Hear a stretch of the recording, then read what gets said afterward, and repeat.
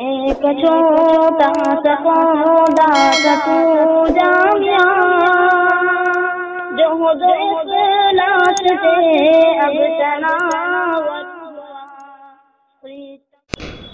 نحمده ونصلي على رسوله الكريم، أما بعد، أعوذ بالله من الشيطان الرجيم، بسم الله الرحمن الرحيم، ولا تقربوا الزنا إنه كان فاحشة وساء سبيلا، وقال تعالى ولا تنكحوا ما نكح آباؤكم من النساء إلا ما قد سلف إنه كان فاحشة ومقتا وساء سبيلا، حرمت عليكم أمهاتكم وبناتكم وأخواتكم وعماتكم وخالاتكم وبنات الأخ وبنات الأخت وأمهاتكم اللاتي يرضعنكم وأخواتكم من الرضاعة وأمهات نسائكم وربائبكم اللاتي في حجوركم من نسائكم اللاتي دخلتم بهن، فإن لم تكونوا دخلتم بهن فلا جناح عليكم، وحلائل أبنائكم الذين من أصلابكم،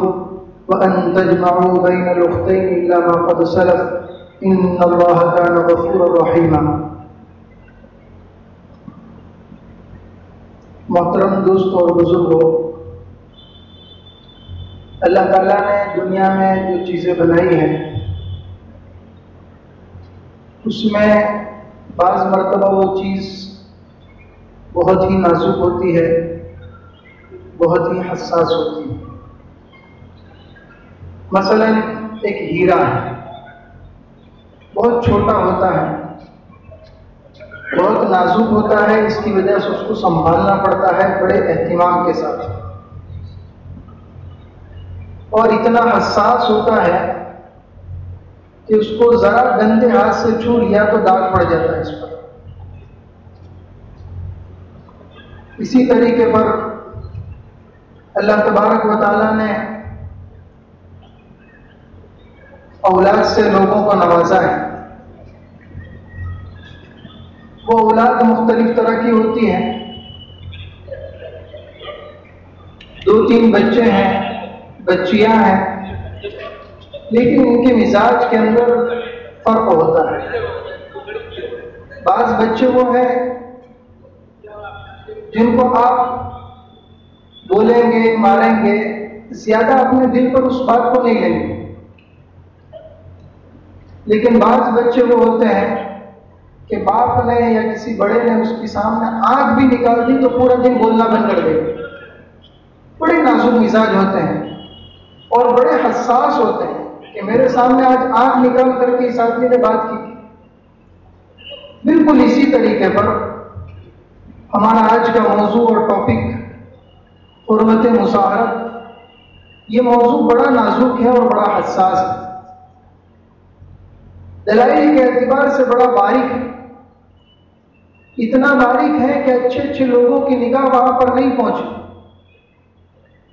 اللہ تعالیٰ جزائے خیر دے ہمارے امام حضرت امام ابو حنیفہ رحمۃ اللہ علیہ کو اور ان کے متبعین کو اور دیگر ائمہ کو کہ جن کی نظر اس تک پہنچی اور انہوں نے اس کے متعلق قلم اٹھایا اور پوری تفصیل کے ساتھ گفتگو فرمائی۔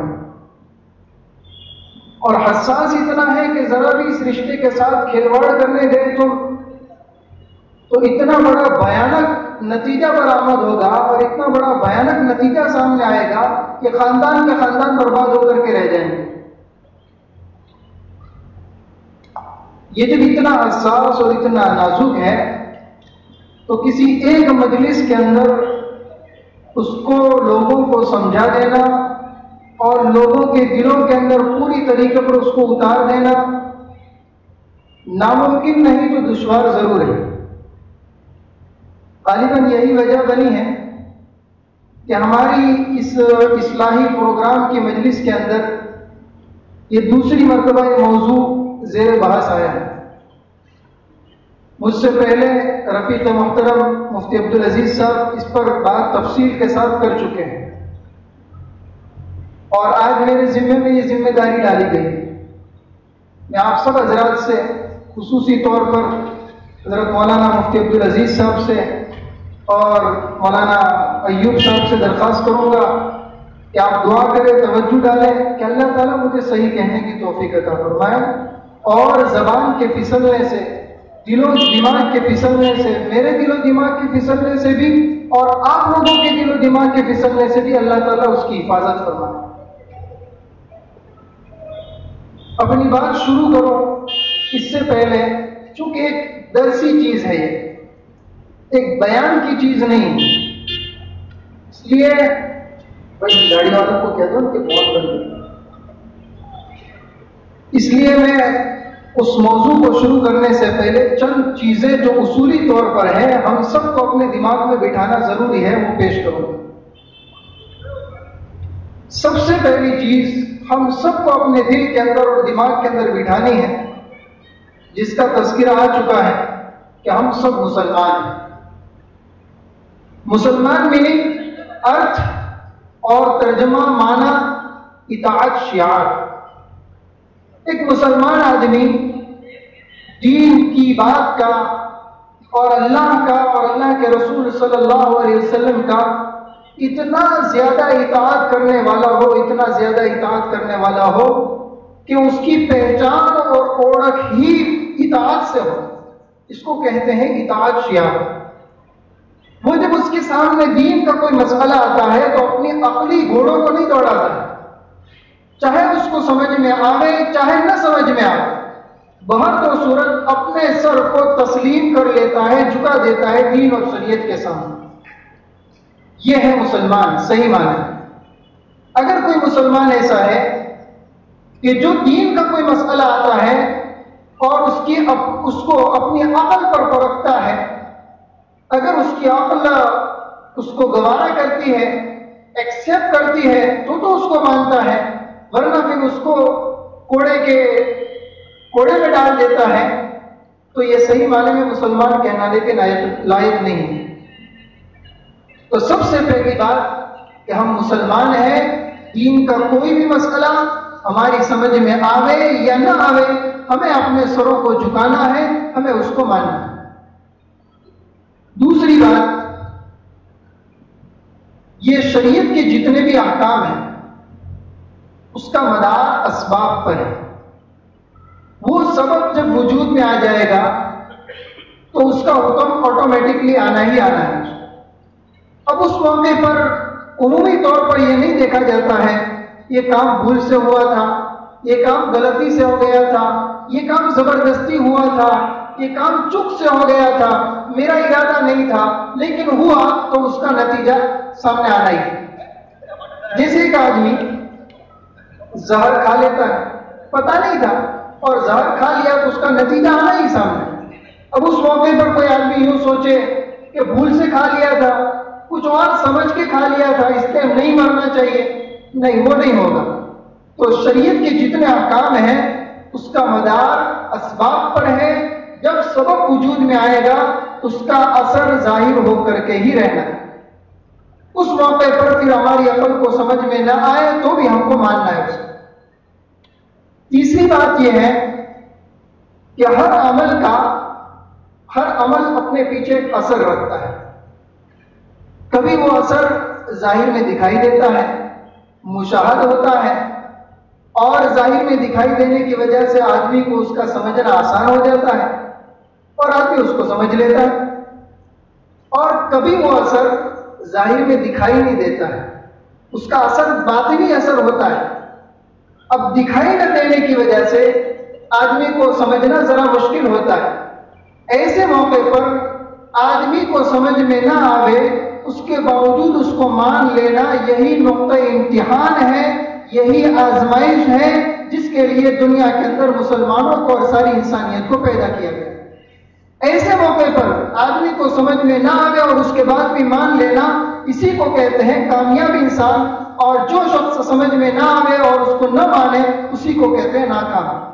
اور ہم دنیا کے اندر ایک آزمائش کے لیے بھیجے گئے ہیں، اس لیے اگر اس کا اثر ہم کو سمجھ میں آتا ہے تو بھی مانو، اس کا اثر ہم کو ظاہری دنیا میں نہ دکھائی دینے کی وجہ سے سمجھ میں نہیں آتا ہے تو بھی مانو، اسی کو کہیں گے مسلمان۔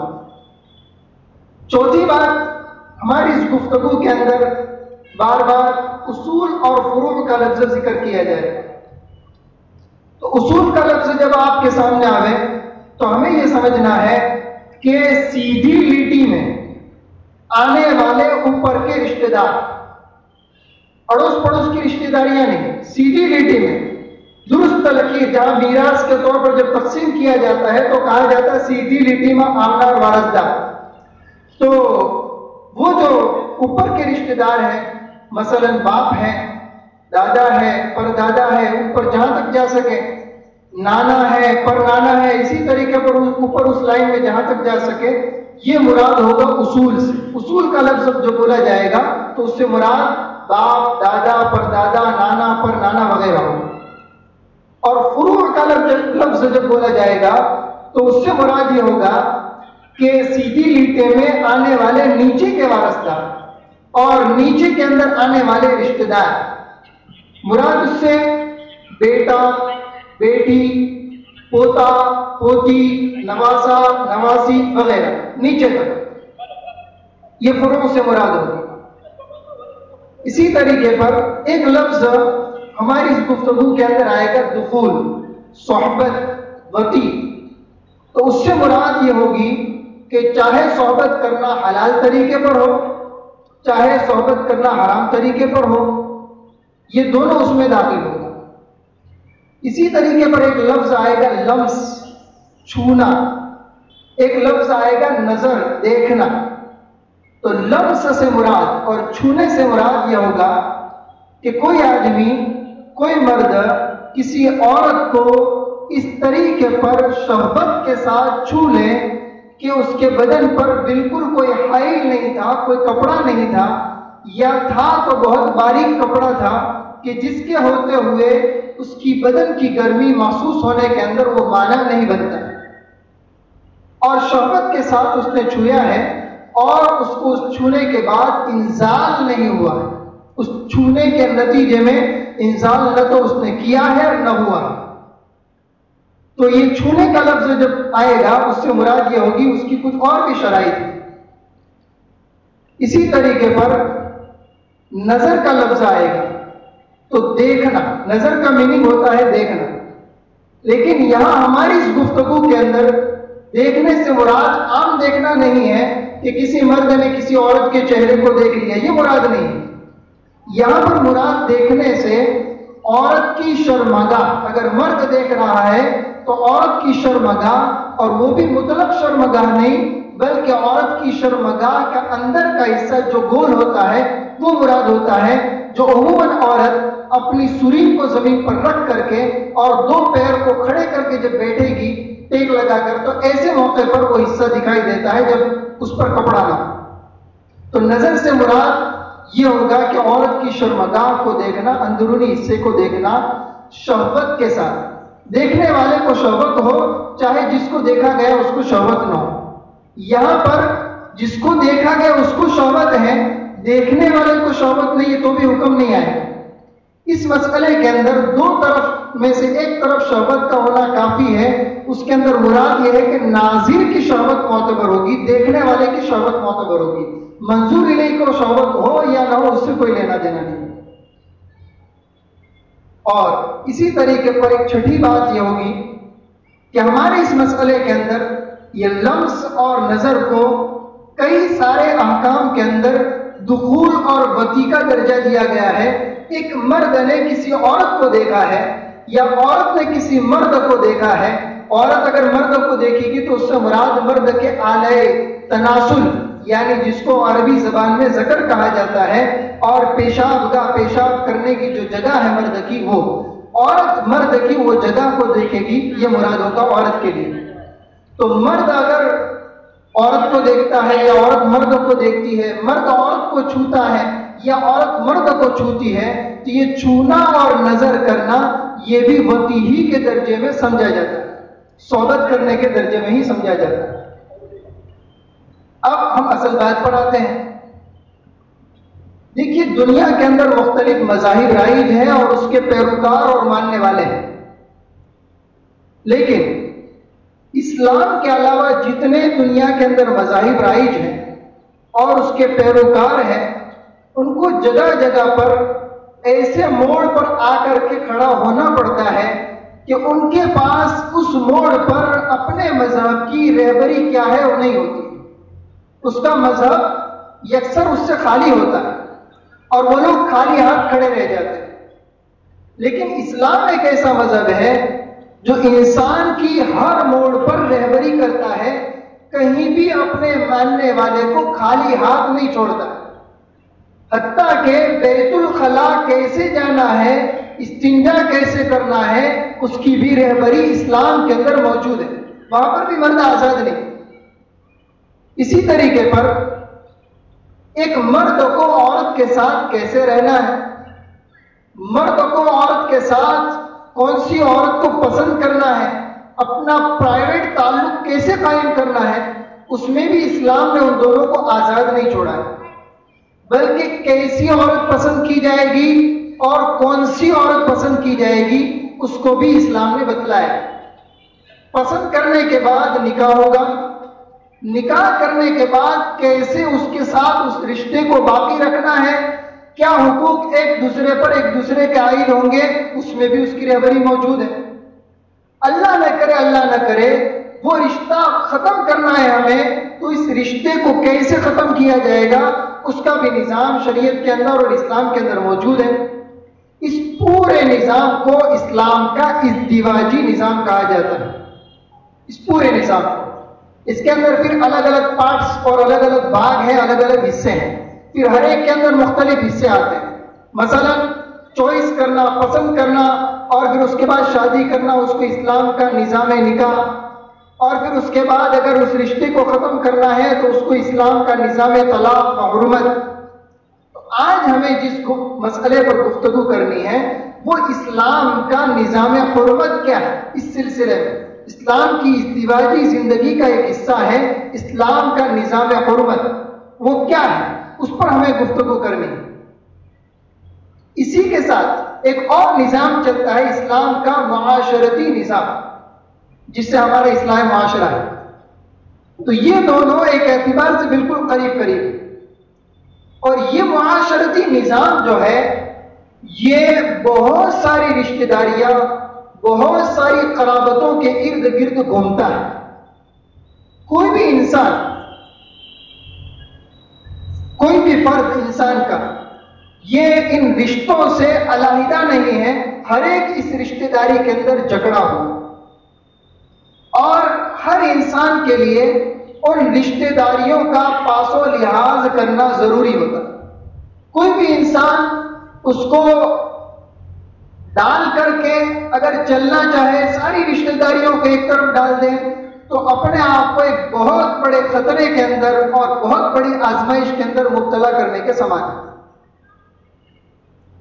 اسی رشتہ داریوں کے اندر بعض رشتہ داریاں ایسی ہیں کہ انسان کو اللہ تعالیٰ نے ایک فطرت دی جس کو فطرت سلیمہ کہا جاتا ہے، صحیح فطرت کہا جاتا ہے. ان رشتہ داریوں میں بہت ساری رشتہ داریاں ایسی ہیں کہ جس کو صحیح فطرت رکھنے والا انسان جس کے ساتھ، جن رشتہ داریوں کے ساتھ ازدواجی نظام اور شادی کا نظام قائم کرنا نہ گناہ نہ فقط جرم بلکہ انسانیت سے گرا ہوا سمجھتا ہے.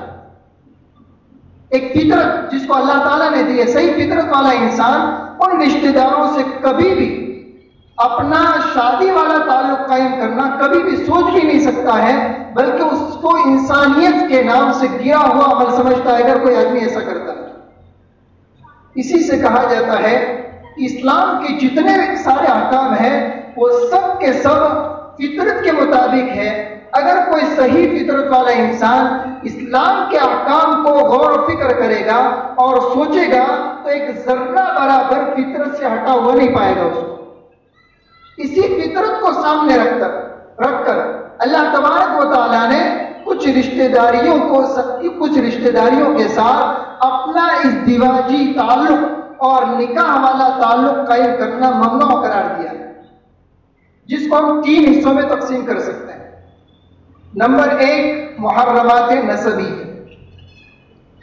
ایسی رشتہ داریاں کہ جو نسب سے ہیں، جس کو خونی رشتہ کہا جاتا ہے، اور وہ رشتہ داریاں ہیں کہ جس کو اسلام نے ان رشتہ داریوں کے اعزاز میں ان رشتہ داریوں کے احترام میں ان رشتہ داروں کے ساتھ، ان خونی رشتہ داروں کے ساتھ نکاح کا تعلق کرنا ممنوع اور حرام قرار دیا ہے۔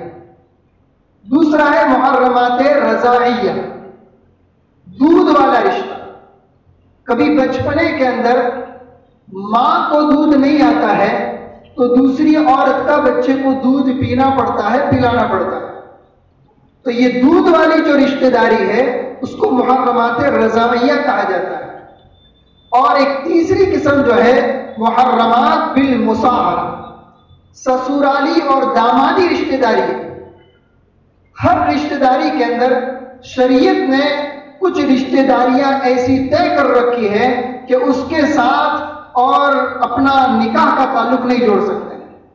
مثلا پہلا محرمات نسبی، شریعت کے اندر 7 قسم کی ایسی رشتہ داریاں گنوائی گئی ہیں جس میں آدمی ان رشتہ داروں کے ساتھ اپنا نکاح کا تعلق جوڑ نہیں سکتا ہے، سوچ بھی نہیں سکتا۔ سب سے پہلے حرمت علیکم امہاتکم، تم پر تمہاری مائیں حرام۔ کوئی بیٹا سوچ بھی نہیں سکتا ہے اور شرعی اعتبار سے حرام بھی ہے کہ اپنی ماں کے ساتھ نکاح کا تعلق جوڑ لے۔ اور ماں سے مراد فقط ماں ہی نہیں ہے بلکہ ساری ماں کی طرف کے اصول مراد ہے۔ یہ اصول کا لفظ آ گیا، یعنی ماں، نانی، پر نانی، دادی، پر دادی، سب اس میں آ گئے۔ حرمت علیکم امہاتکم، جس طرح ماں سے نکاح کا تعلق حرام، اسی طریقے پر دادی سے، نانی سے، پر نانی سے، سب سے نکاح کا تعلق جوڑنا حرام۔ اسی طریقے پر آگے ہے وبناتکم، کوئی باپ یہ تصور نہیں کر سکتا ہے کہ اپنی بیٹی سے نکاح کا تعلق جوڑ لے۔ بیٹی کے اندر سارے فروع آ گئے، یعنی بیٹی بھی آ گئی، پوتی بھی آ گئی، اور اسی طریقے پر نواسی بھی آ گئی، پر نواسی بھی آ گئی۔ اسی طریقے پر آگے ہم چلیں گے، وَأَخَوَاتُكُمْ، تمہاری بہنیں تم پر حرام۔ کوئی بھائی کے لیے جائز نہیں ہے کہ اپنی بہن کے ساتھ نکاح کر لے۔ اب شریعت کے اندر جو بہنیں مانی گئی ہے، جن کو بہن کہا جا سکتا ہے، وہ فقط 3 قسم کی بہنیں ہیں۔ ہمارے رواج میں تو بہت ساری بہنیں ہیں، لیکن شریعت جن کو بہن کہتی ہے وہ فقط 3 قسم کی۔ ایک کو شریعت کہتی ہے حقیقی بہن، سگی بہن جس کو ہم کہیں گے کہ ماں بھی ایک باپ بھی ایک دونوں کے۔ اور دوسری بہن اللاتی بہن کہا جاتا ہے کہ باپ تو ایک ہے دونوں کا لیکن ماں الگ الگ ہے۔ تیسری قسم کی بہن ہے اخیافی بہن، جن دونوں بھائی بہن کی ماں ایک ہوتی ہے، باپ الگ الگ ہوتے ہیں۔ تو بہن کے اندر تینوں قسم کی بہنیں داخل ہیں۔ کوئی بھائی اپنی سگی بہن سے بھی، اپنی باپ شریک بہن سے بھی، اور اپنی ماں شریک بہن سے بھی نکاح کا تعلق جوڑ نہیں سکتا۔ اسی طریقے پر وَأَمَّاتُكُمْ، اور اپنی پھوپھیاں، ایک بھتیجا اپنی پھوپھی سے تعلق جوڑ لے، یہ بھی نہیں ہو سکتا ہے۔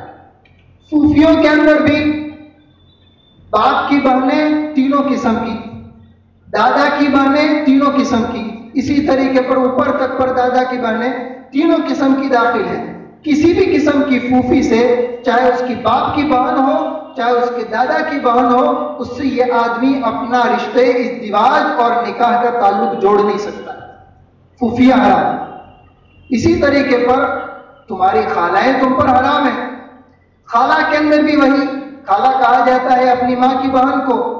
اب جس طریقے پر اپنے بھائی کی 3 قسم کی بہنیں ہوتی تھی تو ماں کی بھی 3 قسم کی بہنیں ہوگی۔ اسی طریقے پر ماں کی بہنیں بھی اس میں داخل تینوں قسم کی، نانی کی بہنیں بھی تینوں قسم کی اس میں داخل، اسی طریقے پر اوپر تک۔ تو کوئی بھانجا اپنی پھوپھیوں سے نکاح کا تعلق جوڑ نہیں سکتا ہے۔ وَأَخَوَاتُكُمْ وَعَمَّاتُكُمْ وَخَالَاتُكُمْ وَبَنَاتُ الْأَخِ، بھائی کی بیٹیاں یعنی بھتیجا، بھتیجیوں سے بھی نکاح کا تعلق نہیں ہو سکتا ہے۔ بھتیجیوں کے اندر بھی تینوں قسم کی بھتیجیاں داخل ہو جائے گی۔ بھائی کی حقیقی بیٹی ہو یا بھائی کی تینوں قسم، حقیقی بھائی کی بیٹی ہو یا اخیافی بھائی کی بیٹی ہو یا اللاتی بھائی کی بیٹی ہو۔ اسی طریقے پر وبنات الاخت، ایک ماموں اپنی بھانجی کے ساتھ شادی کر لے، یہ بھی درست نہیں۔ اس کے اندر بھی یہ تینوں قسم کی بھانجی آ جائے گی. تو بہرحال یہ 7 قسم کی محرمات ایسے ہیں جن کو خونی رشتہ دار کہا جاتا ہے، اور اس سے شریعت نے نکاح کے تعلق کے جوڑنے کو منع کیا ہے، حرام قرار دیا. اب ہم آتے ہیں محرمات رضائیہ کے اندر. محرمات رضائیہ کے اندر قرآن مجید کے اندر بطور مثال کے فقط 2 ذکر کیے، اور وہ کیا ہے؟ وَأُمَّهَاتُكُمُ اللَّاتِي أَرْضَعْنَكُمْ، تمہاری وہ مائیں جنہوں نے تم کو دودھ پلایا. بچپنے کے اندر جن ماؤں سے، جن عورتوں سے دودھ پیا ہے وہ تمہاری رضائی ماں کہلاتی ہے، انا کہلاتی ہے. جس طریقے پر تم تمہاری ماں سے شادی نہیں کر سکتے ہو، اسی طریقے پر انا یعنی تمہاری رضائی ماں سے بھی شادی نہیں کی جا سکتی. اسی طریقے پر تمہاری رضائی بہن سے بھی شادی نہیں کی جا سکتی. قرآن میں تو یہ 2 رشتے ہیں، مگر حدیث کے اندر یحرم من الرضاعۃ ما یحرم من النسب ایک اصول بیان کر کے اس کے اندر بھی نسب کی طرح ساری رضائی رشتہ داروں کو، کچھ رشتہ داریوں کو چھوڑ کر کے سارے رشتہ داریوں کو اس میں جوڑ دیا ہے کہ رضائی یہ رشتہ دار بھی حرام. تیسری قسم ہے محرمات بالمصاہرہ، کہ ایسی رشتہ داریاں، سسرالی ایسی رشتہ داریاں، دامادی ایسی رشتہ داریاں کہ جن سے نکاح کے تعلق کے جوڑنے کو شریعت نے منع کیا ہے اور اس سے دور رہنے کا حکم دیا ہے. قرآن مجید کے اندر یہ 4 قسم کی رشتہ داریاں گنوائی گئی، اور وہ کون سی ہے؟ میں نے جہاں سے آیت تلاوت کی تھی وہاں سے ٹکڑا پکڑیے. وَلَا تَنْكِحُوا مَا نَكَحَ آبَاؤُكُمْ، تمہارے باپ نے جن عورتوں سے وطی کر لی ہے تم ان کے ساتھ صحبت مت کرو. جن عورتوں سے تمہارے باپ صحبت کر چکے ہیں تم بیٹو اب ان عورتوں کے ساتھ صحبت نہیں کر سکتے، چاہے تمہارے حرم میں داخل تھی یا پھر حرم میں داخل نہیں تھی تو اب لا نہیں سکتے، صحبت کر چکے ہیں. اور میں نے آپ کو بتلایا ابھی پہلے چند اصول ذکر کیے، اس میں صحبت کے اندر لمس اور نظر بھی اپنی مخصوص شرائط کے اندر داخل ہو کر کے وہ بھی صحبت کا درجہ اختیار کر لیتے ہیں. تو سب سے پہلی چیز، اپنی باپ کی عورتوں سے بیٹے نکاح نہیں کر سکتے. دوسری چیز جو اب جہاں سے ہم نے آیت کو چھوڑا ہے، وَأُمَّهَاتُكُمُ اللَّاتِي أَرْضَعْنَكُمْ وَأَخَوَاتُكُم مِّنَ الرَّضَاعَةِ وَأُمَّهَاتُ نِسَائِكُمْ، تمہاری عورتوں کی مائیں یعنی ساس، ان سے بھی نکاح کرنا درست نہیں ہے اور صحبت والا تعلق جوڑنا درست نہیں ہے. اسی طریقے پر وَأُمَّهَاتُ نِسَائِكُمْ وَرَبَائِبُكُمُ اللَّاتِي، اسی طریقے پر تمہاری سوتیلی اولاد. کبھی کبھی ایسا ہوتا ہے کہ عورت کا دوسرا نکاح ہوتا ہے، وہ اپنے ساتھ پہلے شوہر کی اولاد لے کر کے اس شوہر کے وہاں آتی ہے. یہ اولاد اس کی نہیں ہے اس دوسرے شوہر کی، جو سابق شوہر تھا اس کی اولاد ہے. لیکن شریعت یہ کہتی ہے کہ اگر آپ نے اس عورت کے ساتھ دخول کر لیا ہے، صحبت کر لی ہے، یا صحبت کے درجے میں آنے والے کام کر لیے ہیں، لمس نظر وغیرہ کر لیے ہیں، تو اب آپ اس لڑکی سے جو آپ کی ساوکی لڑکی کہی جاتی ہے، سوتیلی لڑکی کہی جاتی ہے، اس سے آپ شادی نہیں کر سکتے ہیں، وطی والا تعلق جوڑ نہیں سکتے. وَرَبَائِبُكُمُ اللَّاتِي فِي حُجُورِكُم مِّن نِّسَائِكُمُ اللَّاتِي دَخَلْتُم بِهِنَّ فَإِن لَّمْ تَكُونُوا دَخَلْتُم بِهِنَّ فَلَا جُنَاحَ عَلَيْكُمْ وَحَلَائِلُ أَبْنَائِكُمُ الَّذِينَ مِنْ أَصْلَابِكُمْ، تمہارے صدقے جو لڑکے ہیں ان کی عورتیں بھی تم پر حرام. یہ باپ کو کہا جا رہا کہ بہو تمہارے لیے حرام ہے، یعنی اس کے ساتھ نکاح یا نکاح جیسا کوئی تعلق آپ اپنی بہو کے ساتھ قائم نہیں کر سکتے ہیں. یہ 4 رشتے بیان کیے گئے ہیں. اسی کو ہمارے علماء نے، بعض عالموں نے اس کو 5 حصوں میں تقسیم کر کے اچھی وضاحت کے ساتھ سمجھایا ہے. اور وہ یہ ہے کہ جب چونکہ وطی 2 طرح کی ہوتی ہے، صحبت 2 طرح کی ہوتی ہے، ایک صحبت جائز اور دوسری صحبت ناجائز، اس کی وجہ سے 5 حصوں میں وہ محرمات مساہریہ یعنی مساہرت والے جو حرام رشتہ دار ہے وہ 5 حصوں کے اندر ڈیوائڈ ہو جاتے، تقسیم ہو جاتے. تو سب سے پہلے اگر کوئی آدمی کسی عورت سے نکاح کرتا ہے تو اس نکاح کرنے والے کے اصول، نکاح کرنے والے یعنی شوہر کے اصول عورت پر حرام ہو جاتے ہیں، گویا کہ وہ عورت ان اصول کے حق میں بیٹی کا درجہ اختیار کر لیتی ہے۔ مثلا ایک عورت نے کسی سے شادی کی ہے تو شادی کرتے ہی جس طریقے پر وہ باپ کا بیٹا کہلاتا تھا اور اسی طریقے پر دادا کے لیے وہ پوتا کہلاتا تھا، نانا کے لیے وہ نواسا کہلاتا تھا، اسی طریقے پر آنے والی عورت گھر کے اندر یہ بھی اس بیٹے کے ساتھ جوائنٹ ہو کر کے یہ بھی ان آباؤں کے حق کے اندر بیٹی کا درجہ اختیار کر لیتی ہے۔ جس طریقے پر وہ شوہر جو بنا ہے وہ آپ کا بیٹا ہے، اسی طریقے پر یہ آنے والی بہو یہ آپ کی بیٹی ہے، اس سے آپ اپنی نگاہ کو خراب نہیں کر سکتے ہیں اور اپنے دامن کو داغدار نہیں کر سکتے۔ تو یہ مرد کے اصول عورت پر حرام، اور وہ عورت ان اصول کے حق میں بیٹی کا درجہ اختیار کر لیتی ہے۔ اور دوسری چیز، یہ ایک قسم ہو گئی۔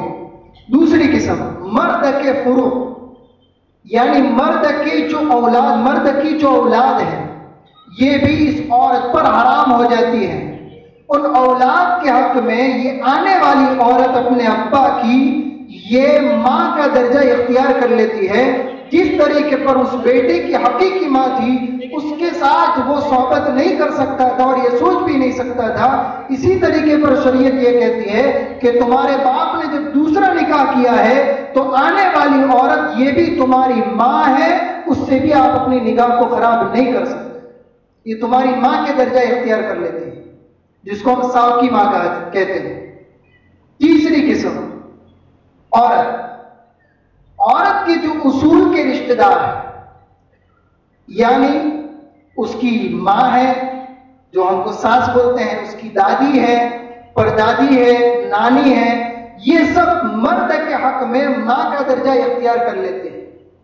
جیسے ایک مرد اپنی ماں کے ساتھ پوری نگاہ سے نہیں دیکھ سکتا تھا، اسی طریقے پر اس کی ہونے والی عورت کی جو اصول درجے کی عورتیں ہیں، یعنی اس کی ماں ہے، اس کی دادی ہے، پردادی ہے وغیرہ، ان کے ساتھ بھی بری نگاہ سے وہ نہیں دیکھ سکتا، اس لیے کہ وہ بھی تیری ماں کی طرح یہ بھی ایک ماں ہے تیری، تو یہ ماں کا درجہ اختیار کر لیتے۔ اسی طریقے پر عورت کے فروع مرد کے حق میں، یعنی عورت کی اولاد جو اس شوہر سے نہیں ہے جس کے نکاح میں وہ آ رہی ہے، وہ اس مرد کے حق میں اس کے لڑکوں کی طرح ہو جاتے ہیں۔ جس طریقے پر پہلی عورت سے جو تیرے لڑکے تھے ان کو تو اپنا لڑکا سمجھتا ہے، لڑکی سمجھتا ہے، اسی طریقے پر یہ آنے والی عورت جو اپنے ساتھ اپنے لڑکوں کو لے کر کے آئی ہے وہ بھی تیرے بیٹے کے درجے کے اندر ہے، اس کے ساتھ بھی تو بری نگاہ سے نہیں دیکھ سکتا۔ یہ 4 تو ہو گئے جو اس کے اوپر میں آ گئے تھے۔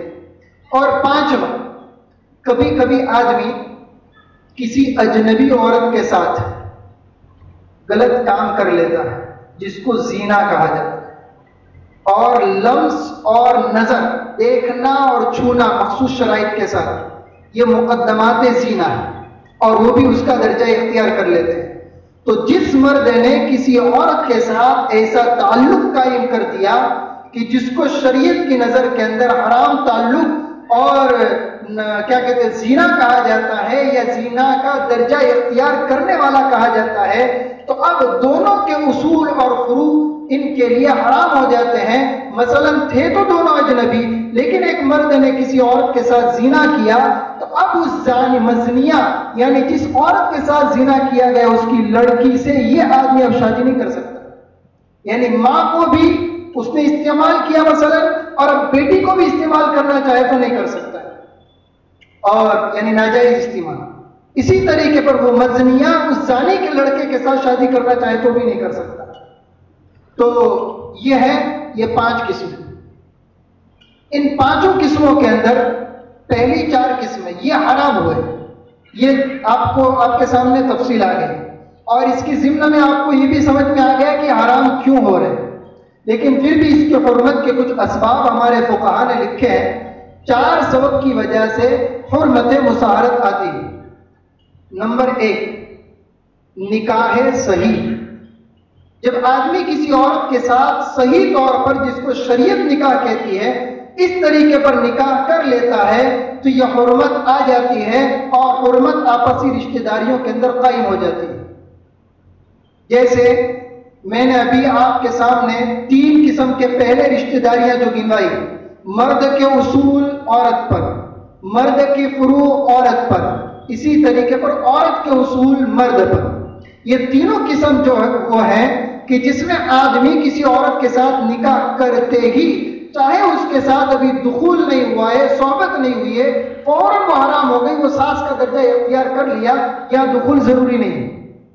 تو پہلا سبب نکاح ہی کی وجہ سے پہلی 3 قسمیں تو حرام ہو گئی۔ آگے ہم چلیں گے، 2 قسمیں باقی رہی۔ اس کے اندر یہ تیسرے 3 سبب ہیں ہمارے پاس، ایک وطی، دوسرا لمس چھونا، تیسرا نظر دیکھنا۔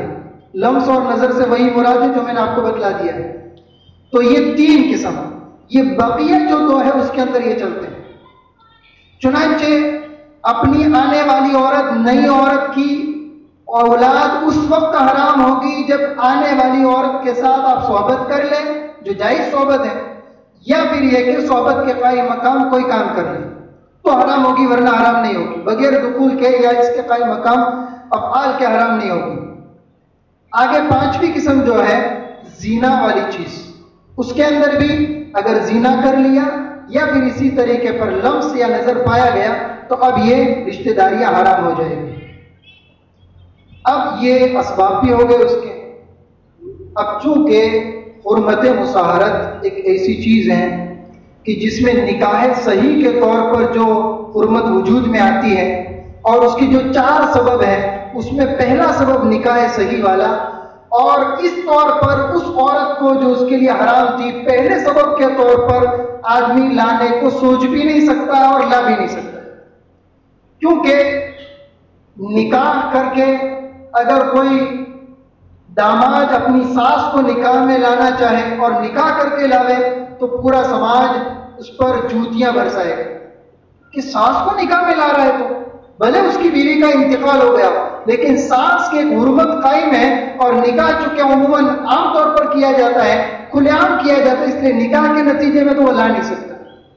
اسی طریقے پر باپ اپنی بیٹی سے نکاح کرنے لگے، سماج کے اندر اس کا بہشکار ہو جائے گا، اس کو سماج سے باہر کر دیا جائے گا۔ لیکن 3 سبب جو ہے جس سے حرمت وجود میں آتی ہے، وطی ہے، چھونا ہے، دیکھنا ہے، یہ ایسے اسباب ہے کہ ایکانت کے اندر اور خلوت کے اندر، تنہائی کے اندر ہو سکتے ہیں، اور اس طور پر ہو سکتے ہیں کہ سالوں تک یہ تعلق قائم رہے اور کسی کو پتہ نہ چلے۔ اس لیے ان تعلقات سے آدمی کو بچنا چاہیے۔ اگر آدمی نہیں بچتا ہے تو اس کے بھیانک نتیجے کے لیے بھی اس کو تیار رہنا پڑے گا۔ میں اس کی چند مثالیں آپ کو دیتا ہوں۔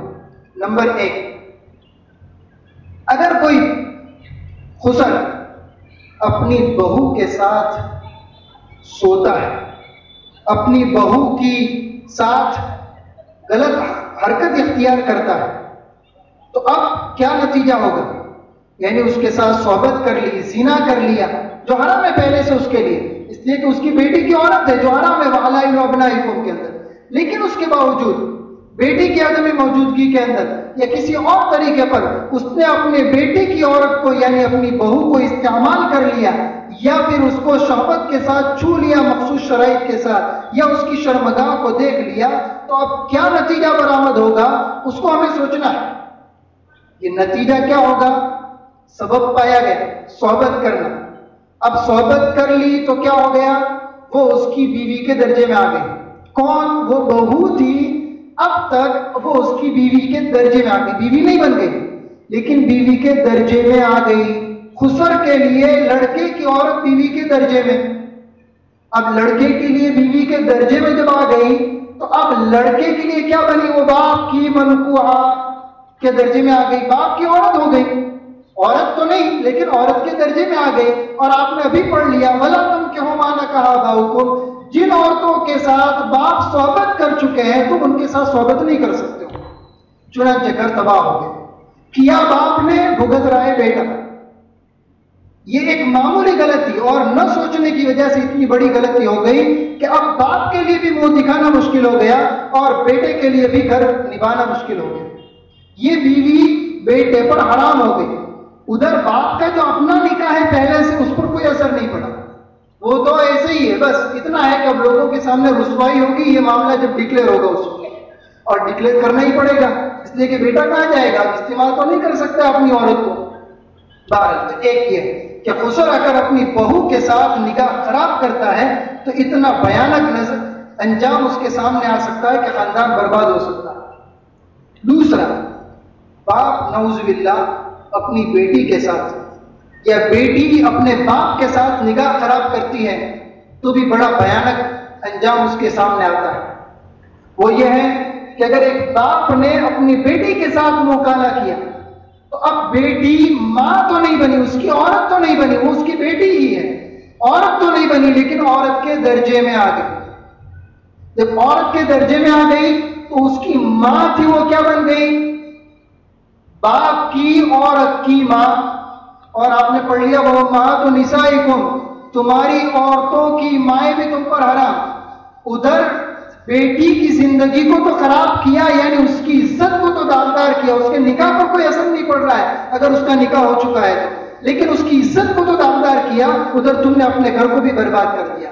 تمہاری پہلے سے جو نکاح میں چلی آ رہی تھی وہ عورت آپ کے نکاح کے اندر سے، آپ کے نکاح کے اندر ہے لیکن حرام ہو گئی. آپ اس کے ساتھ صحبت نہیں کر سکتے اور صحبت جیسا تعلق بھی نہیں رکھ سکتے. تو یہ باپ نے اپنی بیٹی کے ساتھ یہ کام کیا یا اس طرح کا سوچا، اس لیے یہ نتیجہ برابر ہوا. تیسری چیز، ایک داماد اپنی ساس کے ساتھ اگر کوئی ایسی حرکت کرتا ہے، ساس کو خوش دامن کہا جاتا ہے کہ جس کے دامن کو خوش رکھا کرو تم، لیکن یہ داماد ایسے تھے کہ دامن کو خوش کرنے کے لیے کوئی اور ہی طریقے سے خوش کرنا چاہ رہے تھے اور چنانچہ کر ہی ڈالا.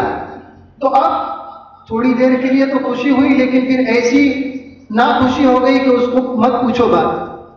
کہ اگر کوئی داماد اپنی ساس کے ساتھ ایسی نازیبا حرکت کرتا ہے، نامناسب حرکت کرتا ہے، تو اب ہوگا کیا کہ اس کی بیوی اس پر حرام ہو جائے گی، اس کی بیوی پر اثر پڑے گا. ادھر ساس تو پہلے سے حرام، اس لیے کہ نکاح کیا ہی ساس حرام ہو گئی، اور ادھر بیوی اچھی خاصی آپ کے نکاح میں تھی اور آپ اس کے ساتھ صحبت کر سکتے تھے، لیکن ساس کے ساتھ آپ نے یہ کام کیا تو اب یہ ساس کی لڑکی بنی اور آپ کی ماں، آپ کی عورت کی لڑکی کے درجے میں آ گئی، اور آپ نے اس کے ساتھ، ساس کے ساتھ دخول کر لیا ہے یا دخول جیسا کوئی کام کر لیا ہے، اور ایسی عورتوں کی لڑکیاں بھی تم پر حرام ہیں. چنانچہ یہ جو داماد تھا اس کے لیے اپنی عورت حرام ہو گئی. ادھر ساس بھی حرام، داماد اپنی عورت بھی حرام. اب خالی ہاتھ کھڑے ہو اور رسوائی ہوگی وہ الگ. اسی طریقے پر نعوذ باللہ ایک بیٹا اپنی ماں کے ساتھ منہ کالا کر لیتا ہے تو بھی بڑا بھیانک انجام ہوتا ہے. یہ بیٹا اس طرح کے ماں کے ساتھ کام کرنے کی وجہ سے اپنی ماں کو باپ کے نکاح سے نکالنے کا سبب بن جاتا ہے. کیوں؟ ایک بیٹا اگر اپنی ماں کے ساتھ ایسا تعلق قائم کرے گا تو وہ اس کی ماں ہے حقیقت میں، لیکن اس تعلق کی وجہ سے ایک سبب پایا گیا، اس لیے اب یہ اس کی بیوی کے درجے میں آ گئی. جب وہ ماں اس کی بیوی کے درجے میں بنی تو باپ کے لیے حکم تھا کہ تم اپنے بیٹوں کی بیویوں پر ہاتھ مت ڈالو. چنانچہ اب یہاں اس کے باپ کے لیے وہ اس کی عورت جو تھی، جو اس کی ماں بنتی تھی، وہ اس کے باپ کے لیے حرام ہو گئی. ادھر تمہارے نکاح پر کوئی اثر نہیں پڑا لیکن یہاں ماں حرام ہو کر کے رہ گئی. تو یہ 4 رشتہ داری جس کا لحاظ بہت بھیانک ہوتا ہے، اس کا لحاظ کرنا بہت ضروری ہوتا ہے. اسی طریقے پر ہمارے معاشرے کے اندر قریبی رشتہ داریوں کے اندر نکاح کرنے کا، رشتہ کرنے کا بڑا رواج ہے. چچا کی لڑکی کے ساتھ، ماما کی لڑکی کے ساتھ، اسی طریقے پر پھوپھا کے لڑکے کے ساتھ اور خالو کے لڑکے کے ساتھ شادیاں ہوتی رہتی ہیں. ادھر یہ بے پردگی نے اتنی راہ لے لی ہے اور اس بہن پنے نے اتنی راہ لے لی ہے کہ بہن کی آڑ کے اندر بہت سارے نوجوان اور بہت سارے بڑے بڑے لوگ بھی ایسے کام کر جاتے ہیں. یہ تو میری بہن ہے، اس لیے میں اس کے ساتھ گھوم سکتا ہوں، پھر سکتا ہوں، اس کے ساتھ تنہائی اختیار کر سکتا ہوں، جبکہ میں نے آپ کو بتلایا کہ شریعت کی نظر میں بہن فقط 3 ہے، یہ سب نامحرم ہے۔ چنانچہ اور اگر کوئی لڑکا ایسا ہے جو اپنی مامی کو، یا کوئی لڑکا ایسا ہے جو اپنی چچی کو بری نگاہ سے شہوت کے ساتھ ہاتھ لگا دیتا ہے، اور چھونے سے مراد فقط ہاتھ ہی لگانا نہیں، یہ بھی یاد رکھیے گا، بدن کا مس ہونا، ایک دوسرے کے بدن کا مس ہو جانا، چھو جانا، یہ اتنا ہی کافی ہے، چاہے ہاتھ سے آپ نے نہ چھویا ہو، بوسہ دیا ہو تو بھی ہو جائے گی، یہ چھونا ہی ہے۔ چنانچہ اگر کوئی لڑکا اپنی مامی کو یا چچی کو اس طریقے پر بائک پر بٹھا کر کے لے گیا، یا اس طریقے پر اس کے ساتھ اس کا بدن مس ہو گیا کہ بیچ میں کوئی حائل نہیں تھا، شہوت تھی، تو اب یہ لڑکا اس مامی کی لڑکی کے ساتھ شادی نہیں کر سکے گا، اس لیے کہ وہ مامی تو اس کی منکوہا کے درجے میں آ جاتی ہے اور پھر اس کی لڑکی بن جاتی ہے۔ اگر لڑکی پہلے سے نکاح میں تھی تو بڑا مشکل مسئلہ کھڑا ہو جائے گا، اور نکاح میں نہیں تھی، رشتہ ہونا تھا، تب رشتہ نہیں ہو سکے گا۔ اسی طریقے پر ادھر پھوپھا وغیرہ، چونکہ لڑکیاں چھوٹی ہوتی ہے، سالے کی لڑکی یا سالی کی لڑکی، ان کو بائک پر اس طریقے پر بٹھا کر کے جاتے ہیں، شریعت کی نظر کے اندر 9 سال کی لڑکی کو قابل شہوت گردانا گیا، بلکہ بعض فقہا نے تو 7-8 سال کے اندر قابل شہوت کا حکم لگا دیا ہے۔ اب ایسی لڑکی اگر بائک پر پیچھے بٹھایا اور اس کو برابر یوں آگے سے پکڑ کر کے بیٹھنے کا بھی کہا، اور خدا نخواست یہ کپڑے اتنے موٹے بھی نہیں تھے اور شہوت ہو گئی تو بڑا مسئلہ کھڑا ہو سکتا ہے، یہ پھوپھا اور یہ خالو اپنے لڑکے کی اس لڑکی کے ساتھ شادی نہیں کر سکیں گے۔ تو یہ چند محرمات کے اندر ایسی چیزیں وجود میں آتی ہے جس سے بڑے بھیانک انجام ہم کو بھگتنے پڑتے ہیں اور بڑے بھیانک نتیجے کے لیے ہم کو تیار ہونا پڑتا ہے، اس لیے اس رشتے کا لحاظ رکھنا بڑا ضروری ہے۔ اب ہم آپ کے سامنے 2 اعتراض، ایک اعتراض ہے جو حقیقت میں جو اپنے اندر دوسری کئی چیزوں کو لیے ہوئے، اس کا جواب دیتے ہیں اور اس کے بعد ایک بات کہہ کر کے اپنی بات کو ختم کریں گے۔ اب لوگوں کو یہ اعتراض ہوگا کہ یہ تو بہت بڑا مسئلہ ہے، بہت کٹھن مسئلہ ہے اسلام کے اندر، کہ اتنا ہو جائے گا اور اتنا بڑا انجام اور اتنا بڑا نتیجہ، بہت سخت حکم ہے۔ تو یہ سخت اصل حکم اسی لیے دیا گیا ہے، کبھی معاملہ اتنا اہم ہوتا ہے کہ اتنا سخت حکم لانا پڑتا ہے۔ آپ لوگوں کو سب کو معلوم ہوگا، کئی لوگ حج میں جا کر کے آئے ہیں، حج میں جانے سے پہلے حج کے مسائل کو جانتے ہیں، اس میں ایک مسئلہ آپ کو بتلایا جاتا ہوگا کہ جب تک وقوف عرفہ نہ کر لو، آپ احرام کی حالت میں وقوف عرفہ نہ کر لو، وہاں تک آپ اپنی بیوی کے ساتھ صحبت مت کرنا۔ اگر آپ نے وقوف عرفہ سے پہلے احرام کی حالت میں اپنی بیوی کے ساتھ صحبت کر لی تو آپ کا حج فاسد ہو کر کے رہ جائے گا، جس کے لیے آپ لاکھوں روپے خرچ کر کے گئے تھے، اب اس کی تلافی اس سال ہو ہی نہیں سکتی، حج ہی فاسد ہو گئے۔ آپ کو سارے کام انجام دینے ہیں لیکن اب واپس حج کرنا ہے، یہ گیا ختم، ہاتھ سے آپ کے ہاتھ سے نکل گئے۔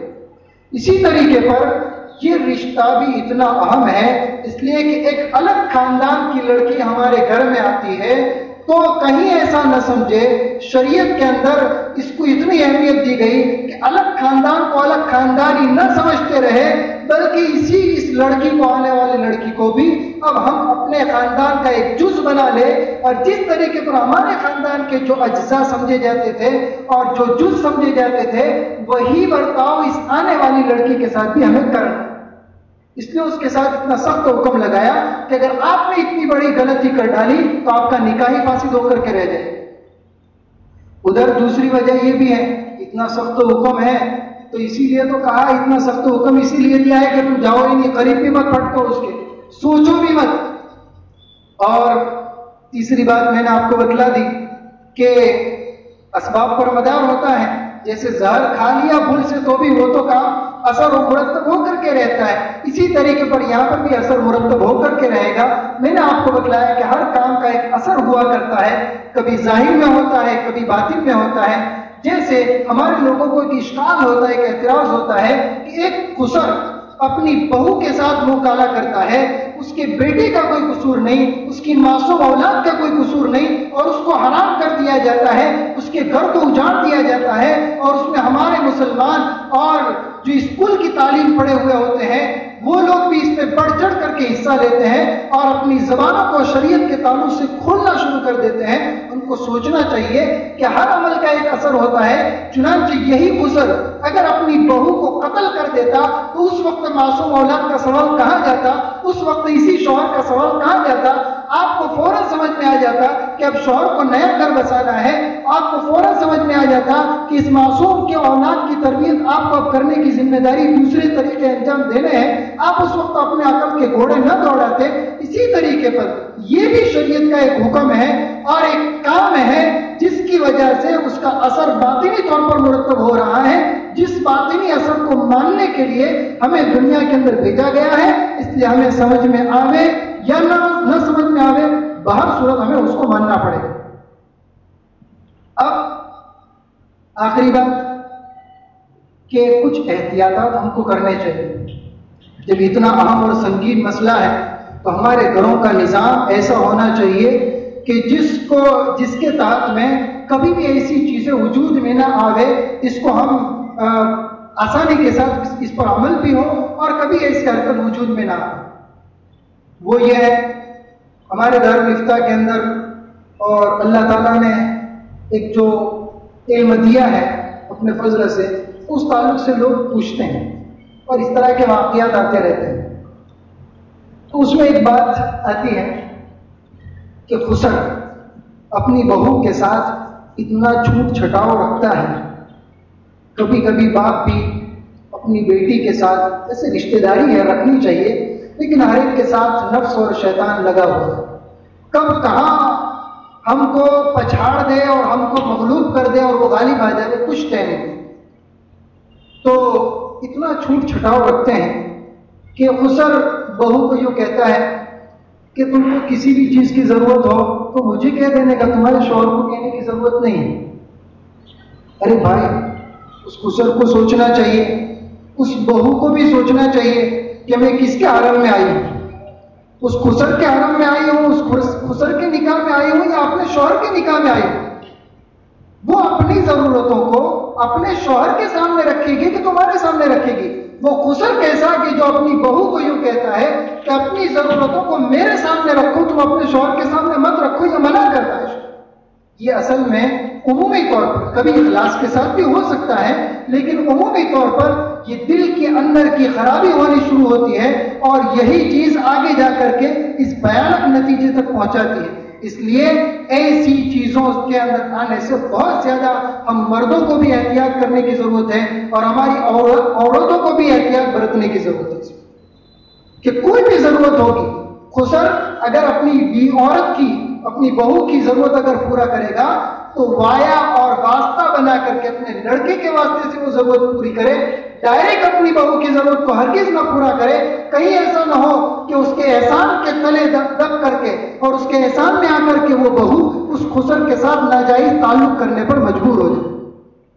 ابھی بقرعید سے ایک ہفتے پہلے تقریباً ایک واقعہ ہے ہمارے قریبی کہ خسر اپنی بہو کو روزانہ پیسے دے اور اس پیسے کے نتیجے کے اندر آہستہ آہستہ جب بیٹا اس کی آفس پر جاتا ہے تو خسر اور دونوں کی ایک ہی آفس ہے، بیٹا اس کے آفس پر جاتا ہے اور خسر آرام کرنے کے لیے دوپہر میں آتا ہے، تو وہ الگ کمرے میں سوتا ہے، اس کی عورت باہر اوسری کے اندر سوتی ہے، خسر کی عورت۔ اور اس بہو چونکہ روزانہ پیسے دیے جاتے ہیں، شوہر کی طرف سے اس کو پتہ نہیں پیسے ملتے تھے کہ نہیں ملتے تھے، لیکن یہاں خسر کی طرف سے روزانہ پیسے ملتے تھے۔ اب کچھ دنوں پیسے دیے اور اس کے بعد پھر کہا کہ ذرا ادھر آؤ کمرے کے اندر، اور پھر مجھ کو تم سے بہت محبت ہے، اور ادھر ادھر کی بہت آگے معاملہ بڑھ گیا۔ تو یہ پیسوں اور ان کی ضرورتوں کو براہ راست اگر پورا کرنا شروع کیا جائے گا، اور وہ بھی چونکہ بے احسان کے تلے دبی ہوئی کچھ بول نہیں سکتی، جب آخری انجام سامنے آیا کہ خسر نے اس آخری بات کا مطالبہ کیا، تب جا کر کے اس کی آنکھیں کھلی، او یہ شوہر مجھ سے یہ چاہتا ہے، یہ تو نہیں ہو سکتا ہے۔ لیکن آج تک تمہاری آنکھیں کہاں گئی تھی؟ آج تک اس عورت کا دماغ کہاں گیا تھا؟ وہ اسی لیے ہوا کہ احسان کے تلے دب گئے۔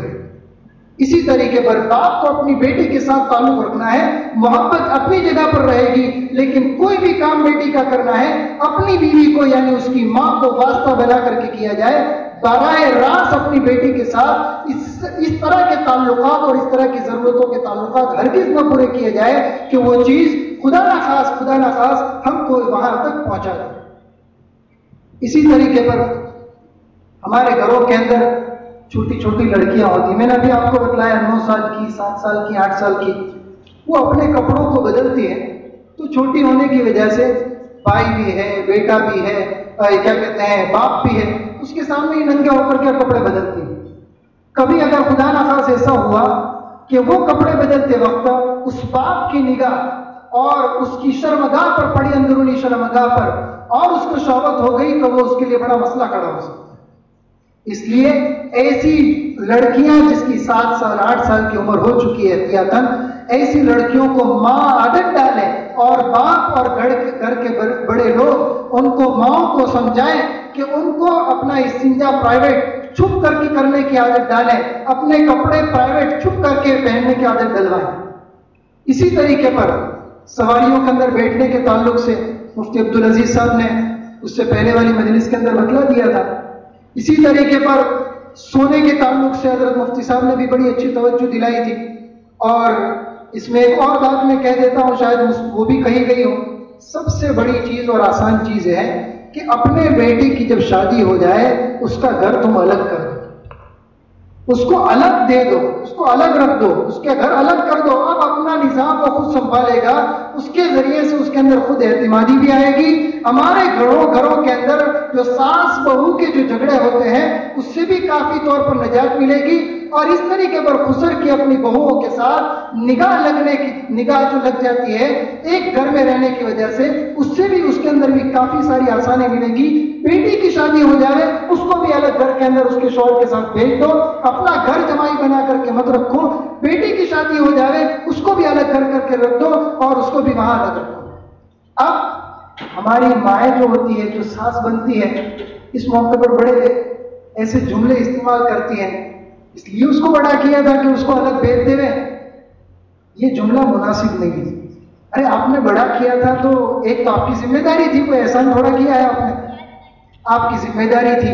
اور کیا آپ نے بڑا اس لیے کیا تھا کہ دنیا میں ہی اس کا بدلہ لے لو؟ اگر یہی بات تھی تو آپ کو مل گیا، آپ کا احسان آپ نے جتلا دیا، بات ختم ہو گئی، اب آخرت میں آپ کو کچھ اجر نہیں ملے گا۔ اس لیے مائیں جو ہے ہمارے مردوں سے میں درخواست کروں گا کہ اپنی گھر کی عورتوں کا ذہن بنائے کہ یہ ذہن اسلامی ذہن نہیں ہے۔ ہمارے علماء نے لکھا ہے کہ جتنے جھگڑے ہوتے ہیں، جتنے فساد ہوتے ہیں، یہ چولہے کے جمع ہونے کی وجہ سے ہوتے ہیں۔ جب چولہا الگ ہو جاتا ہے، گھر الگ ہو جاتا ہے، کمرہ الگ ہو جاتا ہے، تو کافی سارے جھگڑوں سے اور فساد سے نجات مل جاتی ہے۔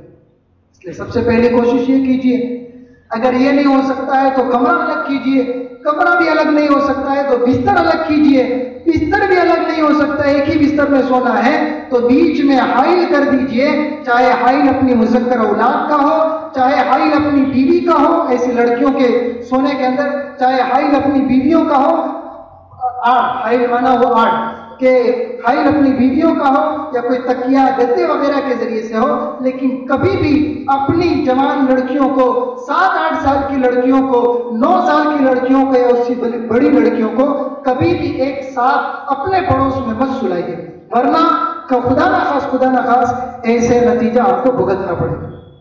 اسی طریقے پر یہ بہت ساری دوسری بھی تدبیریں ہو سکتی ہیں، لوگوں کے ذہن میں آوے تو اس کو اپنا سکتے ہیں۔ خلاصہ یہ ہے کہ ہم کو ایسی چیز وجود میں نہ آئے، اس سے بچنا ہے۔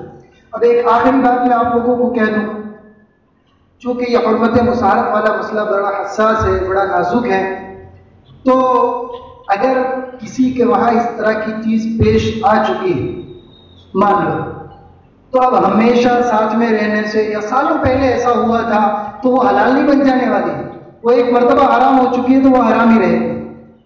اس لیے اگر پیش آ چکی ہے یا پیش آوے تو اس کے لیے اپنے دل و دماغ سے فیصلہ کرنے کے بجائے ماہر مفتیان کے روبرو اس مسئلے کو سماج میں اچھالے بغیر، رشتہ داروں میں اچھالے بغیر، دوستوں میں اچھالے بغیر، اپنے ماہر مفتیان کے سامنے اس مسئلے کو لے جائے اور وہ جو فیصلہ کرے اس کے مطابق اپنے فیصلے کو اور اپنی زندگی کو بنائے.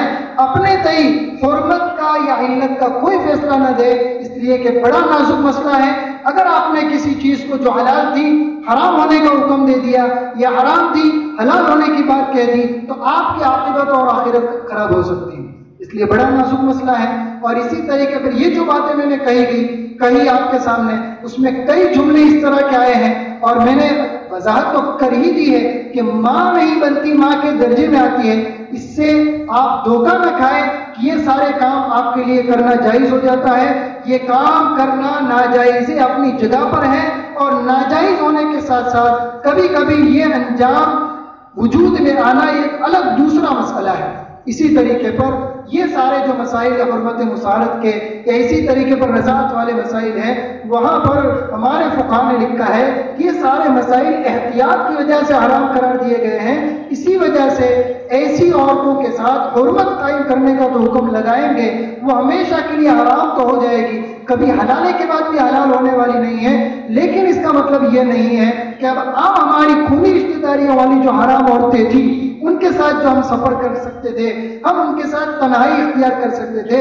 ہمارے بعض علماء نے لکھا ہے کہ احتیاط کی وجہ سے یہ حرام کی گئی ہے. اس وجہ سے ان عورتوں کے ساتھ یعنی سسرالی رشتہ داری والی عورتیں اور اسی طریقے پر زنا کے نتیجے میں حرام ہونے والی عورتیں، رضاعت کے نتیجے میں حرام ہونے والی عورتوں کے ساتھ تنہائی اختیار کرنے سے، ان کے ساتھ تنہائی میں سفر کرنے سے اور اس طرح کے مواقع سے، بھلے وہ حرام ہو چکی ہے آپ پر لیکن اس طرح کے مواقع سے خصوصی طور پر اجتناب کیا جائے. کہیں ایسا نہ ہو کہ واپس وہ دوسری مرتبہ گناہ ہو جائے. اللہ تعالیٰ ہم سب کو صحیح کہنے کی، صحیح عمل کرنے کی توفیق عطا فرمائے. جو باتیں میں نے کہی ہے اگر وہ درست ہے تو اللہ ہی کی طرف سے ہے، اگر اس میں کوئی خطا ہوئی ہے تو یہ میری طرف سے اور شیطان کی طرف سے سمجھی جائے گی. اور یہاں موجود علماء اور مفتیان سے میں درخواست کروں گا کہ اس میں اگر چوک ہو گئی ہے، بولنے میں کچھ گڑبڑی ہو گئی ہے تو وہ لوگ مجھ کو اور پورے مجمع کو متوجہ کریں گے. وآخر دعوانا الحمدللہ رب العالمین.